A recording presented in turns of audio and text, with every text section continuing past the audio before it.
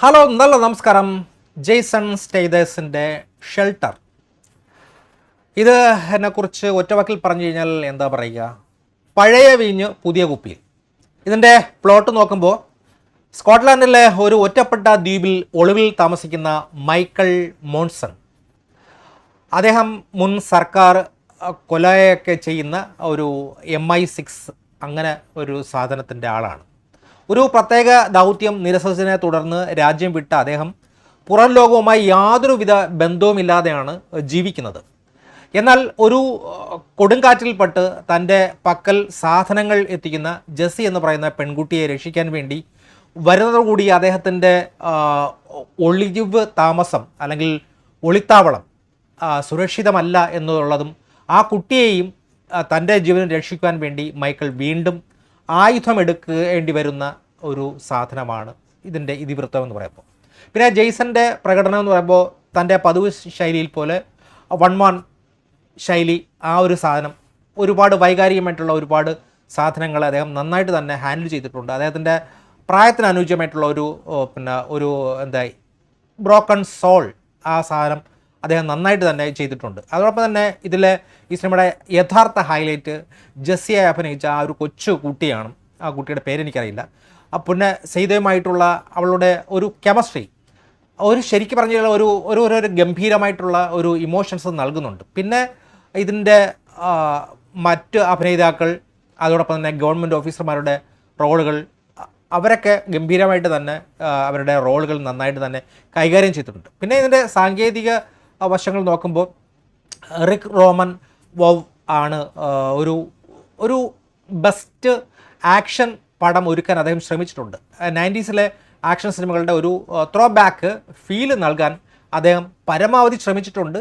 പിന്നെ സിനിമോഗ്രാഫി എന്ന് നോക്കുമ്പോൾ സ്കോട്ട്ലാൻഡിലെ വളരെ മനോഹരമായിട്ടുള്ള ലൊക്കേഷനുകൾ സിനിമയ്ക്ക് വലിയ വിഷ്വൽ ട്രീറ്റ് നൽകാൻ ശ്രമിച്ചിട്ടുണ്ട്. പ്രത്യേകിച്ച് അദ്ദേഹത്തിൻ്റെ പിന്നെ കാറിനകത്തെയും പിന്നെ ബാത്റൂമിനകത്തെയും വീട്ടിനകത്തേക്ക് ആ ഒരു ആക്ഷൻ സീക്വൻസൊക്കെ വളരെ ഗംഭീരമാക്കാൻ, ആക്ഷൻ കോറിയോഗ്രാഫിക്ക് അനാവശ്യമായിട്ടുള്ള കട്ടുകൾ ഒഴിവാക്കി ഓരോ ആക്ഷനും പ്രേക്ഷകന് വ്യക്തമായി ആസ്വദിക്കാൻ കഴിയുന്ന രീതിയിൽ ചിത്രീകരിച്ചിട്ടുണ്ട് എന്നുള്ളതാണ്.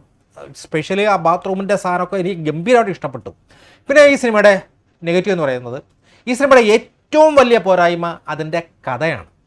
Leon the Professional, Bourne series, ലോ ഗേൾസ് എന്നിവയുടെ എല്ലാം ഒരു എന്താ പറയുക, ഒരു മിശ്രിതം, എല്ലാം കൂടി അവിടെ നിന്ന് ഇവിടെ നിന്ന് ഉള്ളിപ്പറക്കിയെടുത്ത കുറേ സാധനങ്ങൾ.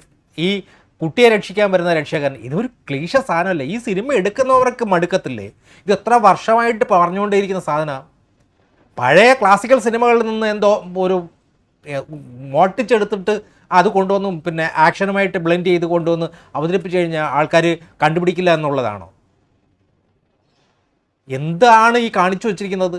ഒരു ആക്ഷൻ സിനിമയുടെ വിജയം അതിൻ്റെ വില്ലൻ്റെ കരുത്താണ്. എന്നാൽ ഇതിൻ്റെ വില്ലൻ കഥാപാത്രത്തിന് തികച്ചും വൺ നോട്ട് ആയിട്ടാണ് എനിക്ക് തോന്നിയത്. നായകനെ അവർ എന്തിനാണ് പിന്തുടരുന്നതെന്നോ കൊല്ലാൻ ശ്രമിക്കുന്നത് എന്തിനാണെന്നോ ഉള്ള കാരണങ്ങൾ വേണ്ടത്ര രീതിയിൽ ശക്തമല്ല. അതോടൊപ്പം തന്നെ MI6 ഉദ്യോഗസ്ഥരായി എത്തുന്ന ബിൽ നൈന, നവോമിയാക്കി, ഇവർ വെറും ഒരു സംഭാഷണം പറയാൻ വേണ്ടി മാത്രമുള്ള ഒരു ടോക്കിംഗ് ഹെഡായിട്ട് മാത്രം മാറ്റിയതും ഒരു സിനിമയുടെ വലിയൊരു നഷ്ടമാണ്. സിനിമയുടെ ആദ്യ പകുതിയിൽ ഉണ്ടല്ലോ, ശരിക്കും പറഞ്ഞാൽ നല്ല ലാഗുണ്ട്. ഈ നായകനും പെൺകുട്ടിയും തമ്മിലുള്ള ആത്മബന്ധം സ്ഥാപിക്കാൻ വേണ്ടിയുള്ള ഒരു സമയമുണ്ടല്ലോ, ശരിക്കും പറഞ്ഞ് ബോറടിച്ച് പ്രാന്തായി.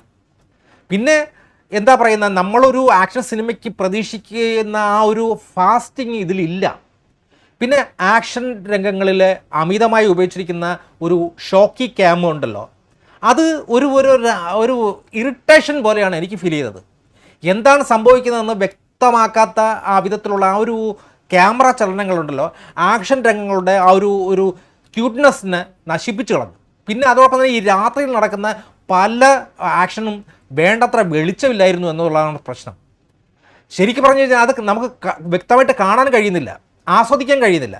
പിന്നെ അതോടൊപ്പം തന്നെ ജെയ്സൻ്റെ തൻ്റെ കംഫോർട്ട് സോണിൽ നിന്നും അദ്ദേഹം പുറത്തു വരാൻ തയ്യാറല്ല. അദ്ദേഹം വീണ്ടും തെളിയിച്ചുകൊണ്ടിരിക്കുകയാണ്. ഒരുപാട് വെല്ലുവിളികൾ നിറഞ്ഞ വേഷങ്ങൾ സ്വീകരിക്കുമ്പോഴാണല്ലോ പിന്നെ അദ്ദേഹത്തിൻ്റെ ഫാൻ എന്നുള്ള നിലയ്ക്ക് നമുക്ക് ഒരു സാറ്റിസ്ഫാക്ഷൻ കിട്ടത്തുള്ളൂ. അദ്ദേഹത്തിൻ്റെ പ്രകടനം മോശമാണെന്ന് ഒരിക്കലും പറയില്ല. പക്ഷേ അദ്ദേഹം പുതിയ ഒരു സാധനങ്ങൾ ട്രൈ ചെയ്യുന്നില്ല എന്നുള്ളതാണ്. അദ്ദേഹത്തിൻ്റെ ബ്രാൻഡിങ് മാത്രമേ ഈ സിനിമയിലുള്ളൂ. ഈ സിനിമയിലെ വില്ലന്മാരെ കുറിച്ച് പറയുകയാണെങ്കിൽ അവർക്ക് ഒരു വ്യക്തമായ ലക്ഷ്യമോ ഉള്ളതായി തോന്നുന്നില്ല. ഇതിലൊരു പ്രധാനമായ വില്ലനേക്കാൾ ഉപരിയായിട്ട് നായകനെ വേട്ടയാടുന്ന MI6 എന്ന സംവിധാനമാണ് വില്ലനായി വരുന്നത്. ബിൽ9നെയും അതോടൊപ്പം തന്നെ നവോമി അക്കിയും അവതരിപ്പിക്കുന്ന കഥാപാത്രങ്ങൾ ഓഫീസിലിരുന്ന് സ്ക്രീനിലൂടെ നിർദ്ദേശങ്ങൾ നൽകുന്നവരായിട്ട് അവർ ചുരുങ്ങിപ്പോവുകയാണ്.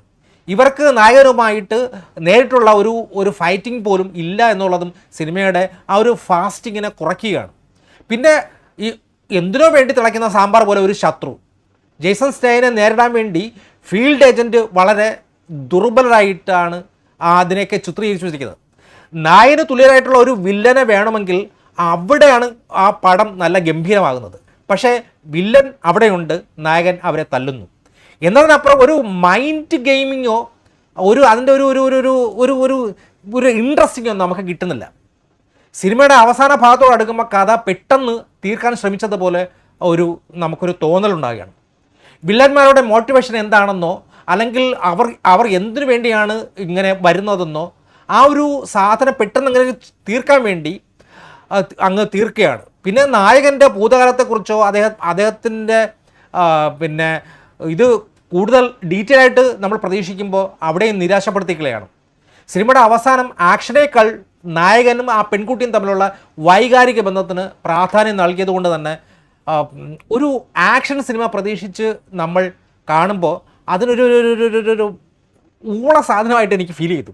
പിന്നെ വില്ലന്മാരുടെ ഭീഷണി പൂർണ്ണമായും അവസാനിച്ചോ അതോ ഇനി ഒരു രണ്ടാം ഭാഗത്തിന് സാധ്യതയുണ്ടോ എന്ന ഒരു കാര്യത്തിൽ പോലും ഒരു വ്യക്തത വരുത്താതെയാണ് സിനിമ പെട്ടെന്ന് അവസാനിപ്പിച്ചത്.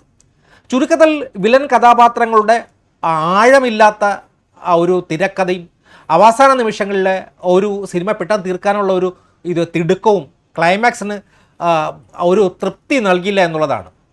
ഓൾഡ് സ്കൂൾ ആക്ഷൻ ത്രില്ലർ ആണ് ശരിക്കും പറഞ്ഞാൽ ഈ സാധനം തരുന്നത്. ഞാൻ പറയുന്നത് ഇത് തിയേറ്ററിൽ തന്നെ പോയി കാണണമെന്ന് ഒരു നിർബന്ധമില്ല.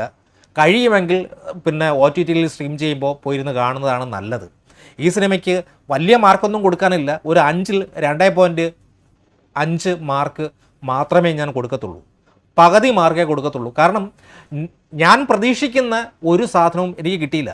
എനിക്ക് ആകപ്പാടെ എന്തെങ്കിലും ഒരു ഇത്രയെങ്കിലും തൃപ്തി നൽകിയതെന്ന് പറയുന്നത് ആ ബാത്റൂമിലെ ആക്ഷൻ സീക്വൻസ് ഉണ്ടല്ല, ഗംഭീരം. എനിക്ക് ഒരുപാട് ഇഷ്ടപ്പെട്ടു. അതോടൊപ്പം തന്നെ ആ കാറിനകത്ത് ആ ക്യാമറ ഇങ്ങനെ കയറി ഇറങ്ങിപ്പോകുന്ന ആ ഒരു സീനൊക്കെ ഉണ്ടല്ലോ, എനിക്ക് അതൊക്കെ കുറേയൊക്കെ ഇഷ്ടപ്പെട്ടു. എന്തോ എനിക്ക് അത് അത്ര കണ്ട് തൃപ്തി നൽകിയില്ല എന്നുള്ളതാണ് സത്യം. Thank you.